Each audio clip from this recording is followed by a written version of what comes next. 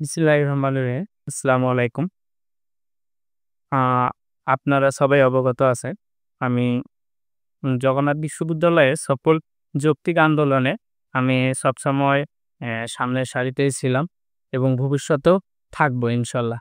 তার এই ধারাবাহিকতায় আমরা যে গতকালকের যে আমাদের অনশন কর্মসূচিটা ছিল, সেখানেও আমি ভিডিও বার্তা দিয়ে এসে আমি অনশন কর্মসূচিতে অংশগ্রহণ করেছি।